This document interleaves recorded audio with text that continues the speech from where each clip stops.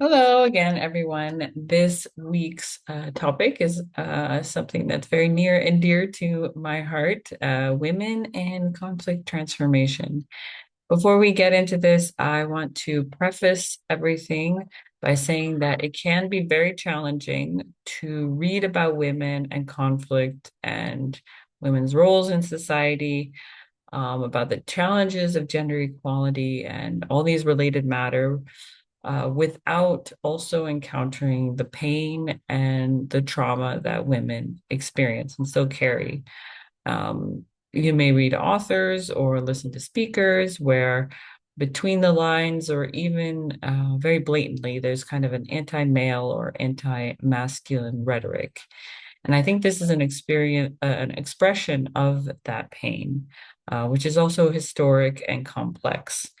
This is just something that we need to be aware of when we're studying this topic.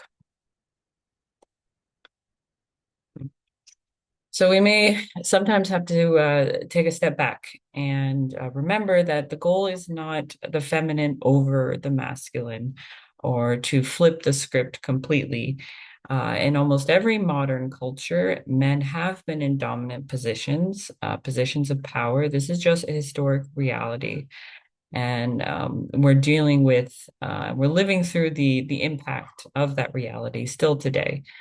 And in many cases, the needs, the perspectives, and the unique ways of growing and doing and being of women has been overlooked or ignored, or in some cases, blatantly suppressed. Um, the goal is not, however, that women are become in charge everywhere. We completely flip it now. We're in charge. That's not the goal. Um, the goal is a harmonious and peaceful societies, like in a family. When if there's a healthy, harmonious marriage, a true partnership between a man and a woman, we seek that on the world level. We can uplift and honor the feminine without demonizing the masculine.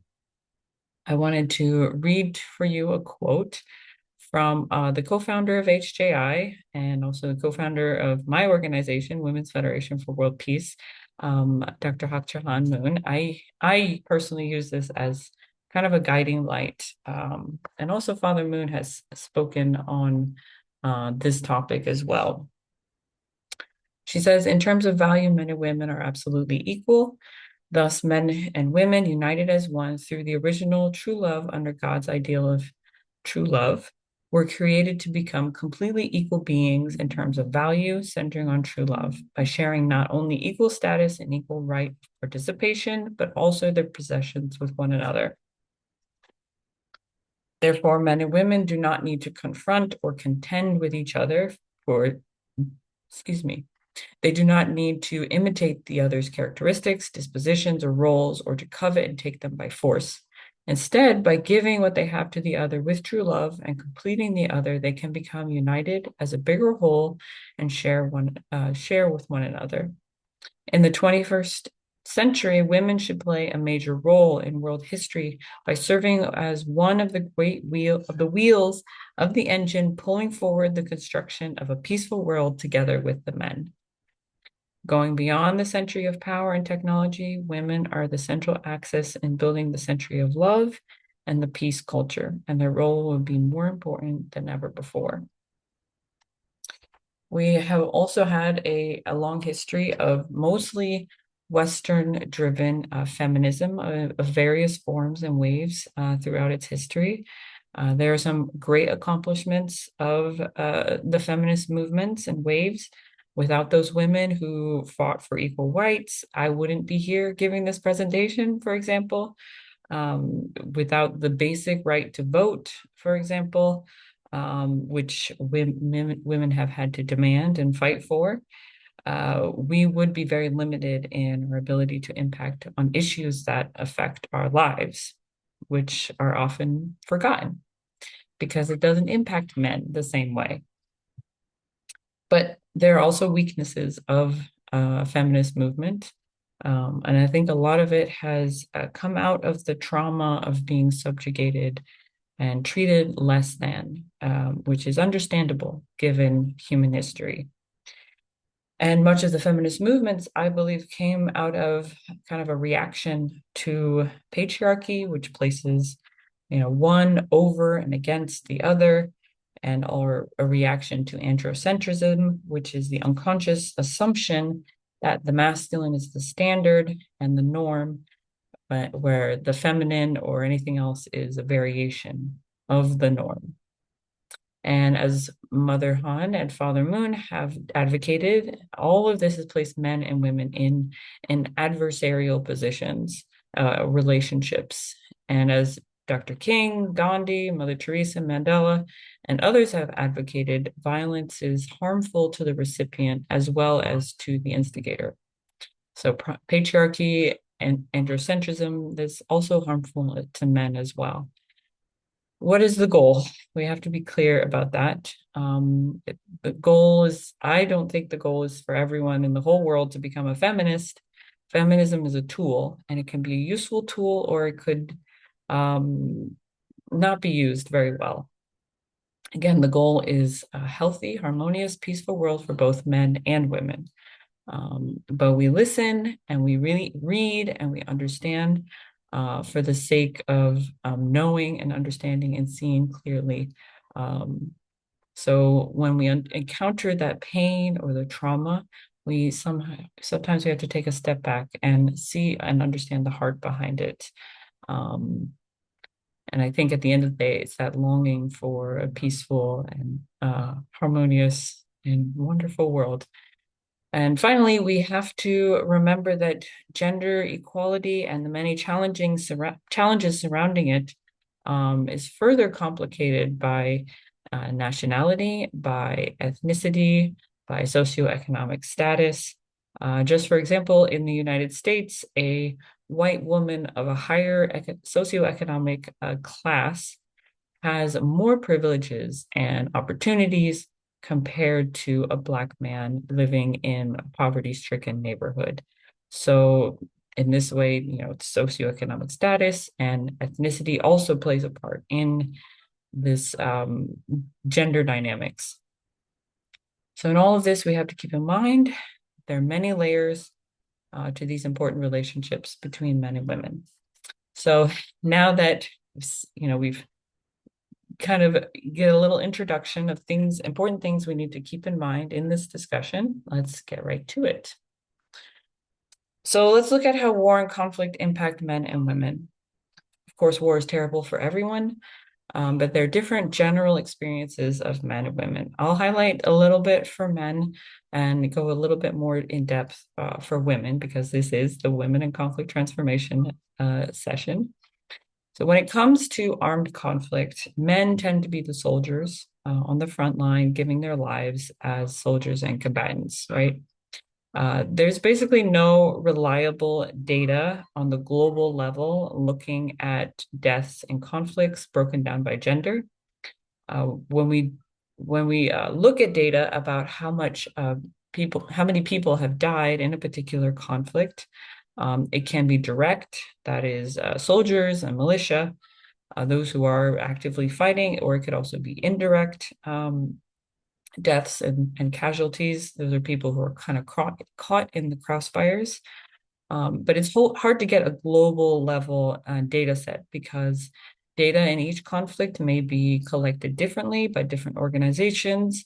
And of course, a conflict is very volatile, not really a place to collect data very easily. But generally speaking, from data that is available in some smaller cases, country by country, there's a few cases. Men tend to die in greater numbers during active periods of fighting, whereas women tend to die in greater numbers in post-conflict periods. Just for one example, from Syria, data from the UN Office on the High Commissioner on Human Rights between March 2011 and March 2021. They collected information that there were 350,209 casualties during this time period. That's direct and indirect casualties. These some were identifiable, some were unidentifiable, but in this data set, they only included those who could be verified and identified. So actual casualties is much higher. But out of those, 26,272 or 7.5% were female, and 297,377 or 84.9% were male, men and boys. And there's about 7.5% who were unknown, whether they were male or female, just because of the data collection.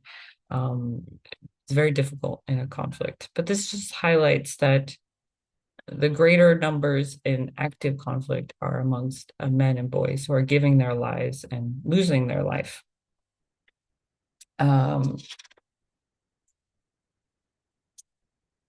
So there's sometimes this assumption that, and I've seen some people say this to this effect, that men make war and women make peace. This is not true. In cultures where war is an accepted norm, women are also party to various mindsets and actions which promote war.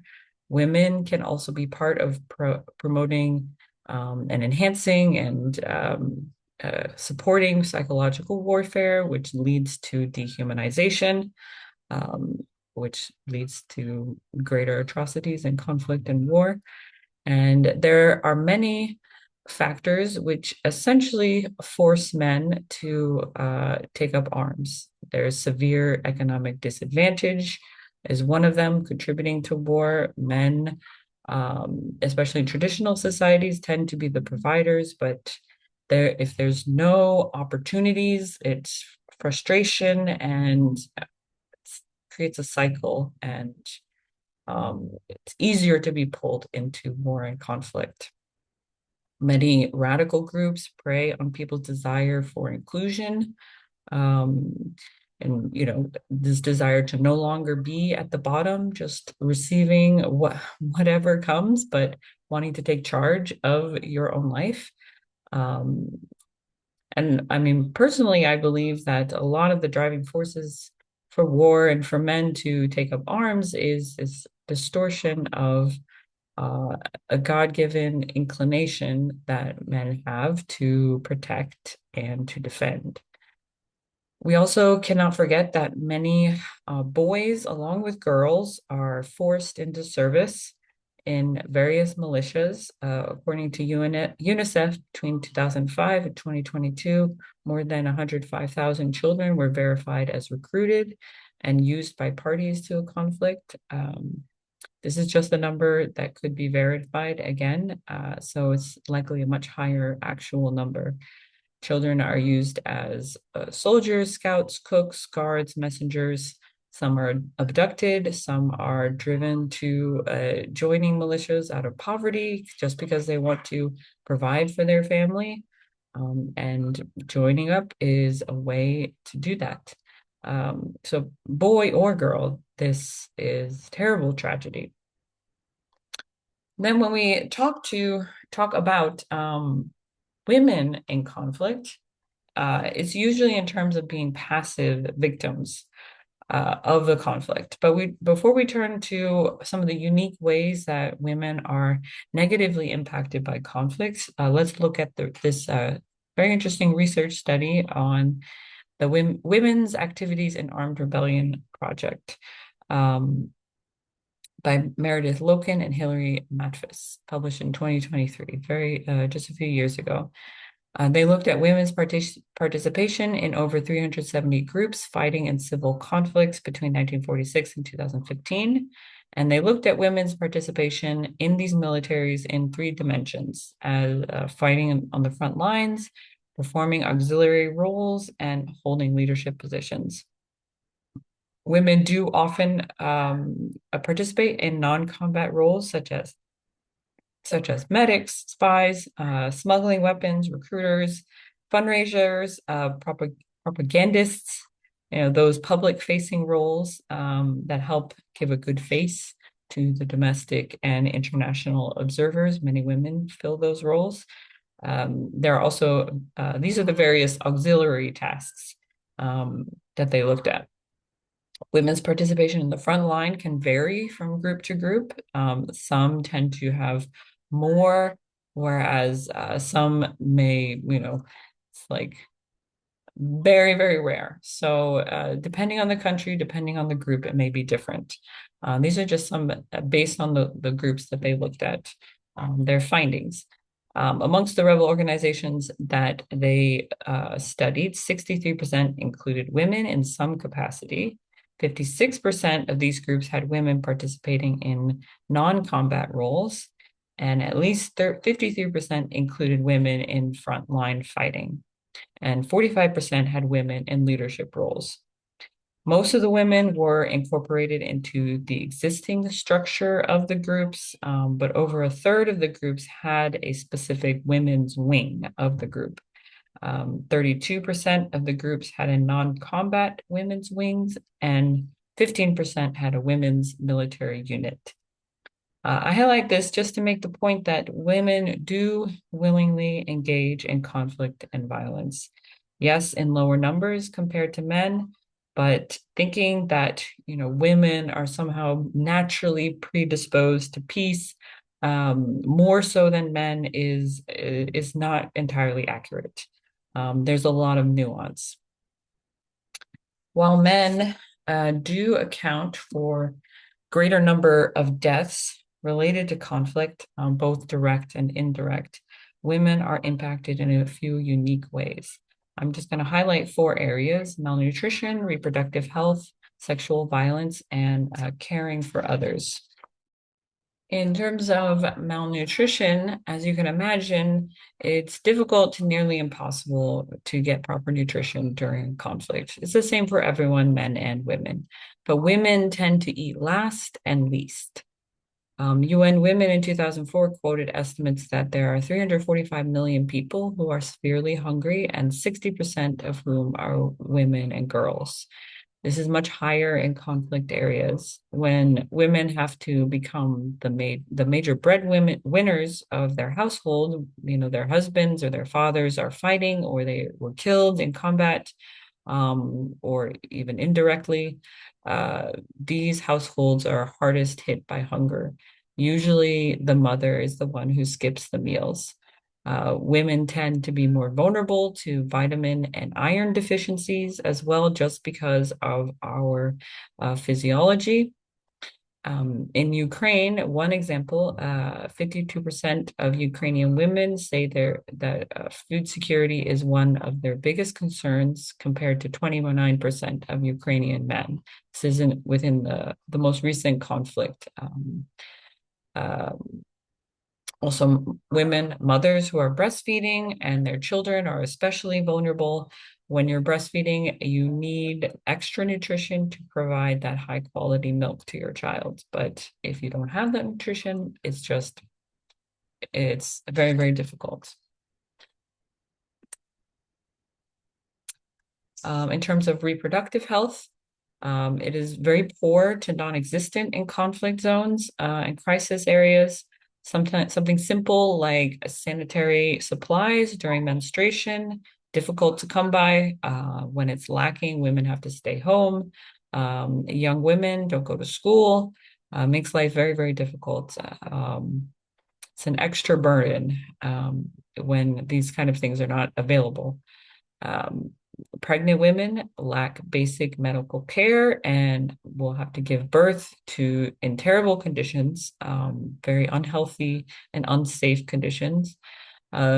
Just one example from Nepal, back in 2026, there was a World Disaster Report giving a summary of the impact of conflict in Nepal on maternal health. At the time when that report was published, Nepal saw between 5,000 to 6,000 mothers die each year in childbirth. This was one of the deadliest places in the world to give birth, and a large number, up to 71% of those deaths, could have been prevented by proper medical care. And in 2006, when this report was published, the country was experiencing a decade of violence when the Communist Party of Nepal, the Maoists, launched its People's War. During 2005 and 2006, the Maoists controlled up to 80% of Nepal, making travel extra difficult. You had to have prior permission to to travel freely around the country. There were curfews enforced, and a reduced availability of transportation because of this control um, over the country by this group. People were scared to travel beyond their villages, especially at night. Poverty also increased as a result of the conflict, and with men gone, women had to care for their families, putting their own health to the side. And, when it's time to give birth, it's time to give birth. And so if you can't go out at night, if you are not allowed to travel, but you have to get to the hospital or to a midwife or someone who can help you, women have had to make do just at home with whoever is there, and it's very unsafe. And many women, mothers, and their children died as a result in this situation. Um, so yeah, it makes it very difficult for them to get the care they need when they needed it. There's more than involved than just this conflict at that time period. Um, but the report described that since the Maoist insurgency began in 1996, around 13,000 people have been killed as a direct result of the conflict. Over the same decade, by extrapolating current mortality data, an estimated 350,000 mothers and month-old babies have died of largely preventable causes. The good news is that Nepal has improved a lot since then in terms of maternal and infant mortality, but this just shows how conflict uniquely impacts women, especially pregnant women. Um, it has also been very well documented in many conflicts, but women are more likely to experience sexual violence during times of war, where rape is used as a weapon of war. In 2025, the highest number of reported cases of sexual violence during conflict came from the Central African Republic, the DRC, Haiti, Somalia, and South Sudan. And actually, the UN put this report in 2025 put Israel armed forces and Russian armed forces on notice because of significant concerns of patterns of sexual violence and reports they were being received. Um, and there are the external aspects of sexual violence. There's the physical injury, there's unwanted pregnancies, sexual dysfunction, HIV/AIDS, and other STDs. There's also the internal, the more mental or emotional challenges and trauma that comes as a result of this kind of violence. There's anxiety, PTSD, depression, suicide, etc. 92% of victims of sexual violence are women and girls, while men, boys, and people of various gender identities make up a small group who also experience sexual violence. Men tend to experience sexual violence more often while they are in detention because it is used as a way to humiliate and subjugate. And it's assumed that these numbers may be higher, especially because there's a lot of shame that comes with reporting. And again, getting accurate data in a conflict area is very difficult. Women living in humanitarian crises, which can be connected to conflict, are also at higher risk of sexual violence. Thinking, for example, about food security. If women have to travel farther for food or for water, clean, safe water, that puts women and girls at risk of a greater risk of sexual violence if they have to travel far from their home or their village. This is just a little bit of data about number of conflicts with sexual violence committed by armed actors between 1989 and 2021. So you can see just where some of this is kind of concentrated in the world over this time period. And finally, in most societies, women are traditionally entrusted with the care of children. sick family members, or the elderly, elder parents or in-laws. This can vary widely, again, from culture to culture, or even family by family. Even in one family living in an area where women tend to take on most of this role, it might be different in that particular family. But typically, women bear the greater responsibility in this area. Whether they should or shouldn't, that's a whole nother discussion, a different topic. But this increases heavily at times of conflict and crisis, especially when men are away or they have been killed, or family members are sick because of the various health issues that come with a conflict. Family members return, but they're disabled, they need extra care.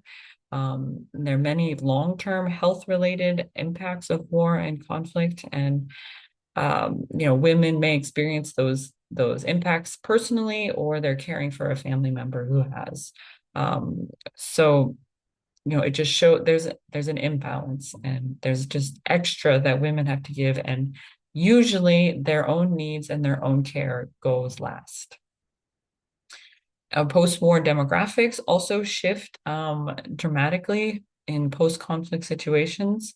Since many men have died, there are often disproportionately more women. In Rwanda, for example, which kind of is an extreme example, but some areas of the country were up to 80% female post genocide.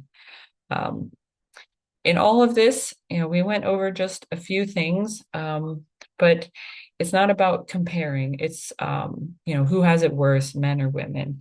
Who's the greater victim? I would hope that in if anything, in all of this, it just highlights that women and men experience the impacts of war differently. And again, from today, I just mostly talked about women, but we're not comparing scars or traumas.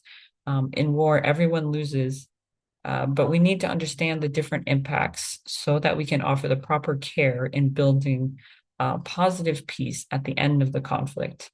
You may need demobilization and reintegration programs for which would target male combatants, while also understanding that some of them would be women. Former soldiers also experience PTSD, anxiety, depression, and suicide.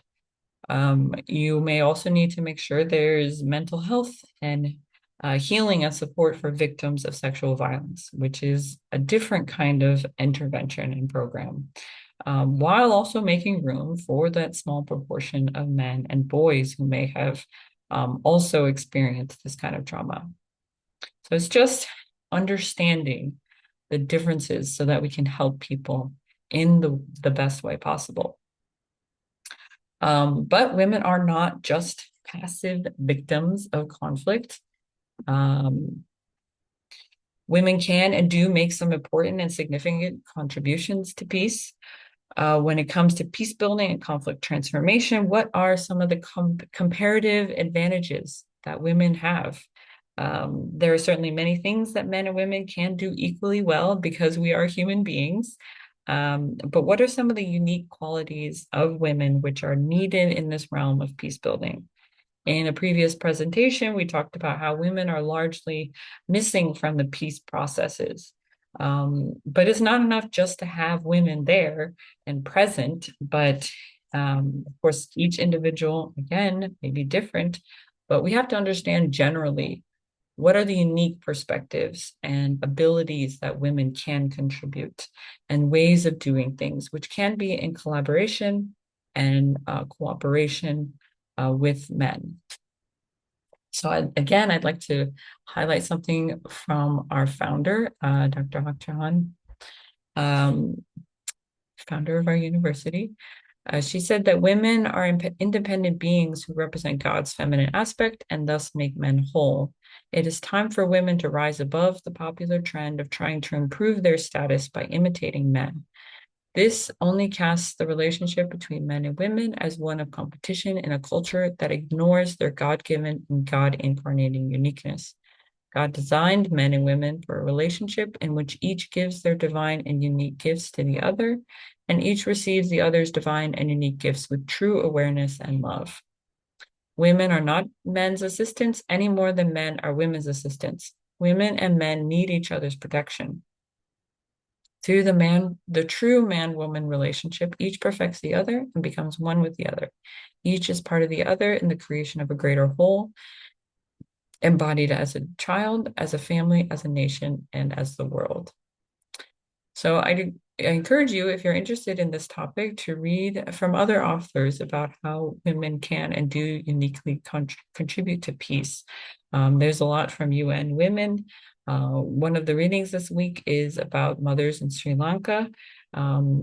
This reading is one chapter from a larger text, which is also a great book to check out if you're interested in this topic.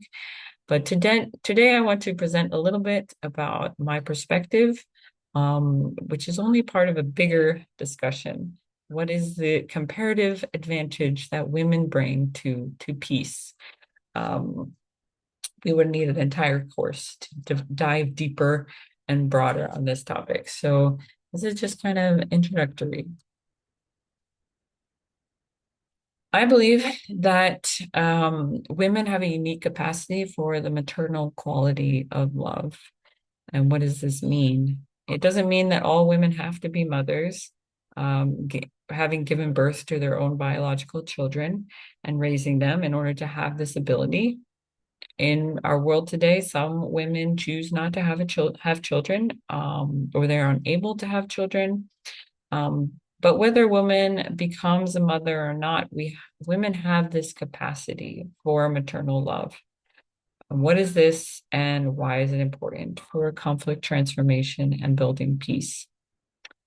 Only a woman has the ability to take a seed, to hold it, to nurture it, to give of her own self and her own body, stretching herself to accommodate another being and create a new life.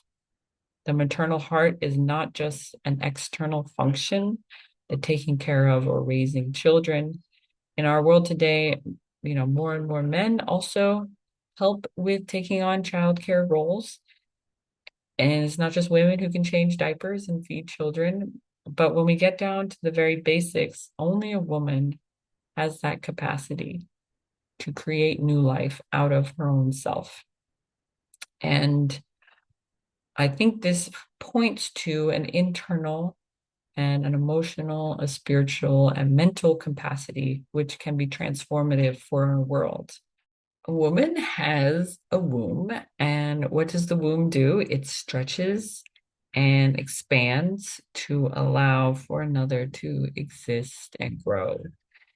Whether that womb is used for that function literally is another story, but women have this capacity to expand and stretch ourselves in order to allow space for another to exist and to be and to grow. In the womb, the child is perfectly cared for and nurtured and embraced. Every need is given. This nurturing quality of care doesn't end after the child is born, right? The maternal heart is thinking about the environment, about the clothes, about the health, and if there's anything that's off, usually it's the mother who is more in tune to the baby's needs. There's a sense of safety. Almost universally, when a child is hurt, they look to the mother or a female caretaker, relative, for comfort and safety. There's actually a very interesting study by Elizabeth Landy, sorry, called Becoming a Mother, the Influence of Motherhood on Women's Identity Development, done back in 2015. But basically they found, Landy and her co-authors found that the process of women becoming mothers, there's a kind of breaking down of identity. Many mothers go through this kind of crisis, an identity crisis, especially in the earlier years when the baby is small and very needy, and you feel like your own self is completely lost in the mix. But a new sense of identity that forms includes a sense of self and a sense of the child. So the identity includes herself, and it also there's like a space which includes consideration for the child. So the mother sees the world through her own perspective, but also there's a part of her that is considering and seeing the world through the eyes of her child. This is making space for another. And for many mothers, they are able to extend that sense to other children, not just their own. You read in this week's reading about the mothers in Sri Lanka who viewed their supposed enemies, those who killed their sons, as just another son, a child of someone else who needs care. Mother Han, in her memoir, she talks about seeing Kim Il Sung as if he were her son. And only then could she resolve the feelings of resentment and embrace him. This is not exclusive to mothers. Several of you in your assignments a few weeks ago, when you were researching a successful mediator, noted the African sense of Ubuntu. This is I am because you are. This is very similar. You know, this sense of self includes the other. It's interconnectedness and interdependence. And again, this is not uh, true for every single woman or for every single person or every single man on the planet. But in general, women, not just mothers, tend to be more in tune with the emotional state and needs of others. Women tend to be more in tune with and responsive to the health of a relationship or lack thereof. Back in 1982, actually, Carol Gilligan, in her book In a Different Voice, she kind of shattered the prevailing view that women's psychological growth and development toward emotional maturity was not exactly the way of the prevailing view. She argued that men tend to see right and wrong in terms of justice, in terms of rules, of what is fair, what are people's rights in a particular situation. Women, on the other hand, tend to see right and wrong in terms of what she calls an ethics of care. That is preserving and maintaining the relationships and human connections. So something may be wrong in terms of rules or justice, but is preferable from the perspective of caring for the other. It's not to say that one is better than the other. It, it's a different voice, not a better voice. But it's very hard to say different without also kind of thinking or assuming one is better. But actually, both are needed. If we think about building peace, yes, we need justice. There are also many relationships that need to be mended, healed, preserved, protected. The pursuits of justice don't always allow for this. And that means stretching ourselves, not remaining rigid, allowing the other person, someone who is different, they're an individual, different from me, to exist, to grow, and to be their own person. But also there's the connection. It's not completely alienated from each other. There's an interdependence and connections between each other that need to be fostered. The maternal heart and care also necessarily includes balancing care for self and care for others.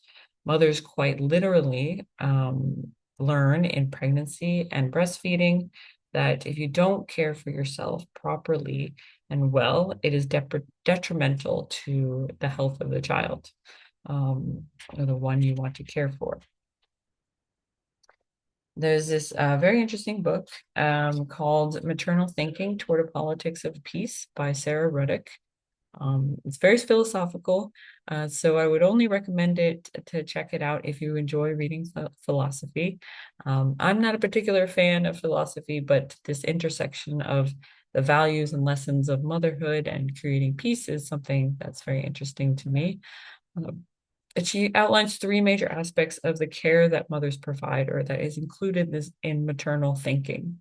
And the first is preservative love. As you can imagine, the mother's love involves a desire to protect the vulnerable, namely one's child. There is an aspect of control, since you as an adult or a mother has relatively more power than a helpless child. Um, but um, there's also a certain humility that mothers need to take. I cannot control everything. And even the life of others, or the one that I'm trying to protect, I cannot completely control it. And we need to let go of that control sometimes. There are many aspects of life that are beyond our control. And that protective desire extends beyond just the child themselves, right? As a person or an individual, it can mothers want to protect or preserve the other important relationships which are important to the child, such as with friends or family members or with the father, or want to preserve a safe and good environment in which the child can grow. The maternal heart develops a certain kind of protectiveness, which Ruddock calls holding. She says to hold is to minimize risk and to reconcile differences rather than to sharply accentuate them. If you think about conflict situations, there's a lot of vulnerable people and environments which are violated, right? And there's often a prevailing mindset that might and power get to define how we do things. Most would argue, against, well, this whole notion of might makes right, but we still act this way, especially those nations and groups which have more power. But the maternal heart understands that even though you do have more power relatively, if you exercise that power in trying to control, it's destructive to the child, to the mother, to the relationship. Even those people on the other side of the conflict, the people who are, you're fighting against, they need protection for themselves and for the society in which they are living. The second is the part of maternal thinking, according to Ruddock, is a fostering growth. This area has to do not just with providing what is physically needed to grow, but fostering inner growth, the emotional, mental, spiritual, psychological aspects.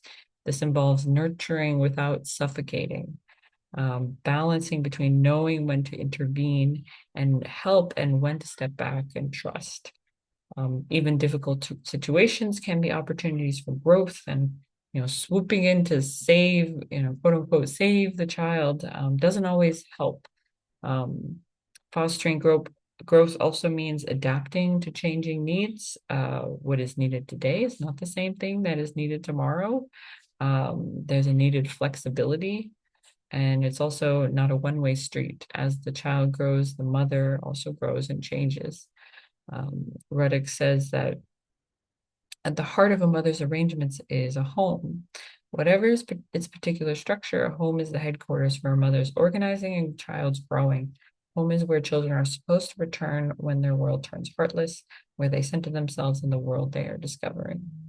Again, think about where this kind of mindset and heart might be beneficial to heal or transform conflict, or even avoiding conflict to begin with. For one, a lot of the psychological viewpoints which go into waging war or justifying war have to do with dominating and competing for scarce resources, or exacting retribution, or demanding um, what we deserve from someone else at the expense of another. In 1986, the United Nations declared there is a right to development. That is a right to economic growth, but also human well-being. And declaring the right is one thing, but the mindset's necessary to foster growth and allow for growth and create this place of safety where people can grow in their unique trajectories is also required.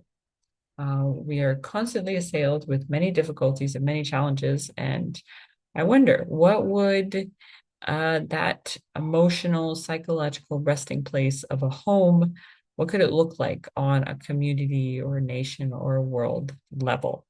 How can we provide these homes, quote unquote homes, places of fostering conscientious growth, inner growth in our communities and in our nations. If you think about something like a religious community, it's not just about teaching that religious truth or a way of life. It's also a fundamental part of this is providing a community where people can return to when life is difficult and they can be nurtured spiritually. That's another very, very important function of a religious community. Third and final aspect of maternal thinking is what she calls training. According to Rudick, this is a work of conscience, cultivating the nature of our children, which can support goodness. She says, when unquestioning obedience is the primary virtue of a trained child, and when pleasing behavior is the principal sign of a training success, moral and aesthetic differences become signs of rebellion and failure. As a mother attempts to convert, tame, or dominate a child's rebellious will, it becomes almost impossible for difference to find a voice. When, in contrast, training is a work of conscience and a child's conscientiousness is a criterion of a training's success, mothers aim to maintain in themselves and develop in their children responsibility for reflective judgment. Core to training as a work of conscience is what Rudick calls attentive love. Attentive love includes knowledge, but the knowledge is motivated by love.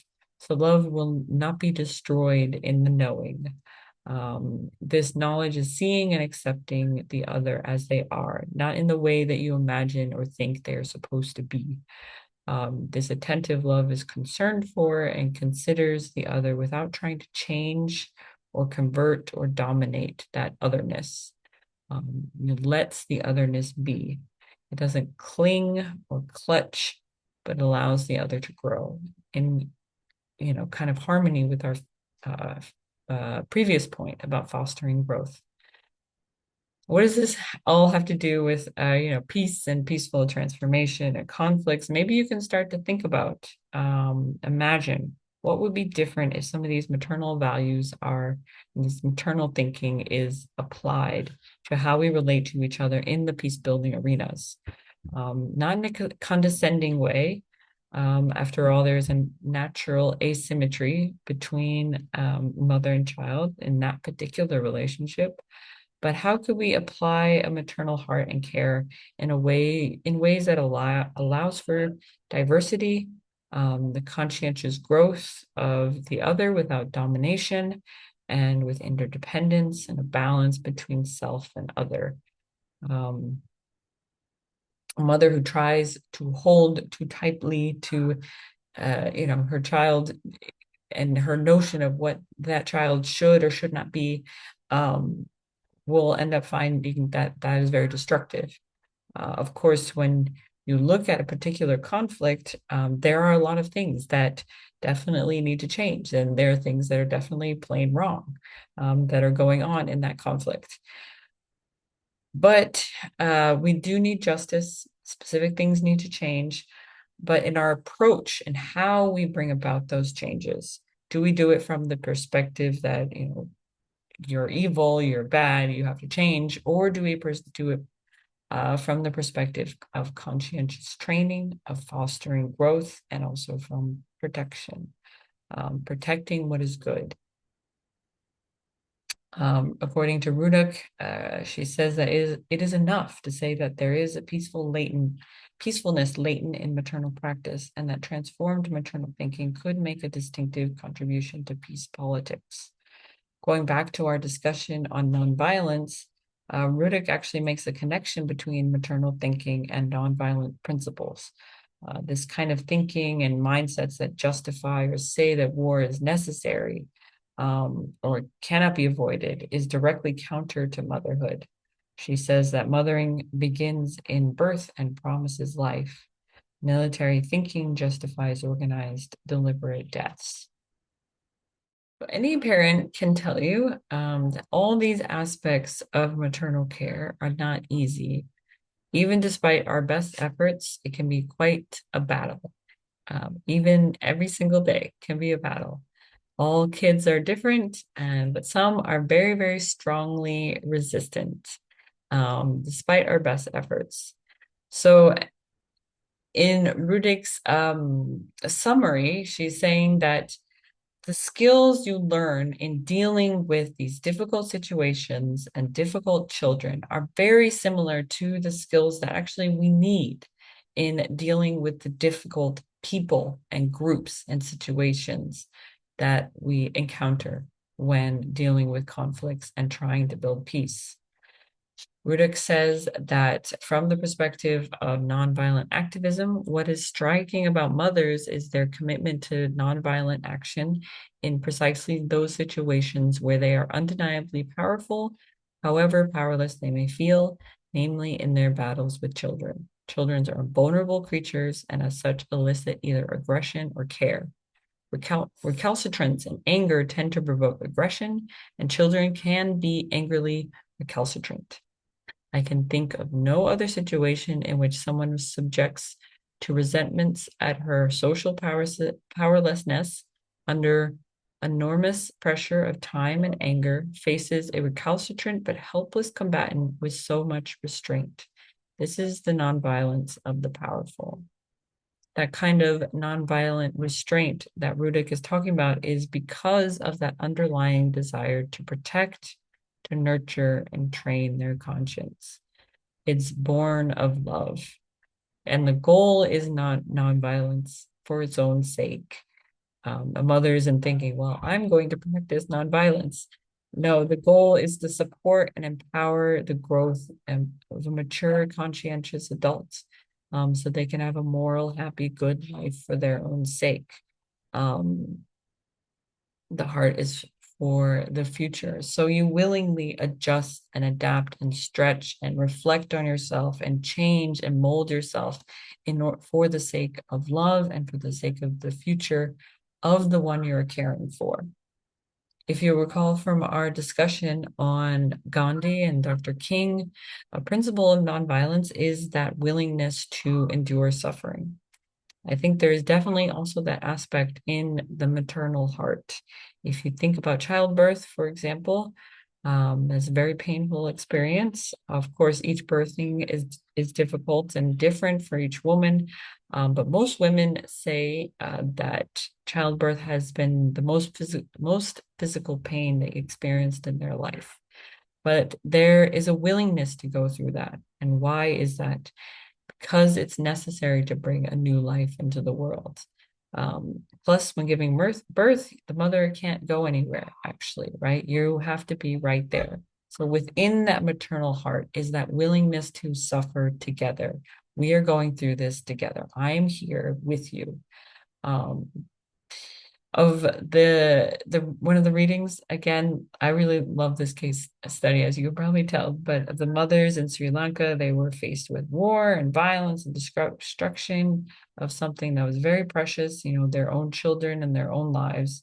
But they utilized their maternal hearts and their maternal thinking into pushing for peace and promoting reconciliation. And I think it's a very beautiful example of um, what this maternal thinking can accomplish and bring into more arenas that are working towards peace.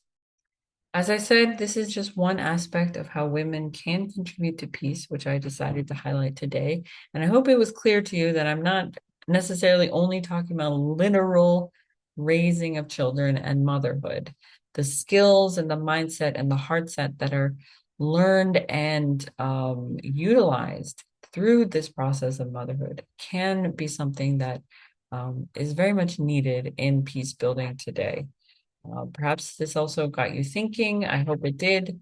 I hope you can also take this as a chance to read more specifically about examples of women who are how they are approaching peace building, perhaps in different ways, utilizing their unique qualities and characteristics and talents, and also this maternal heart and these aspects that we covered are not exclusively only to women 100%, but many men also are able to portray and act through this kind of heart of giving, caring, nurturing others. Um, After pain, after conflict, after violence, people have to live together, right? Even if there's pain or disagreement or even anger or domineering in a family, um, when the maternal heart is at its best, it seeks healing and reconciliation and repair and hope. And we need, of course, the masculine energy, which can push through and make a goal, break the barriers, and accomplish the end goals. But we also need that softer energy of healing, of mending, holding space for others, embracing and nurturing. And that is something that the feminine can bring.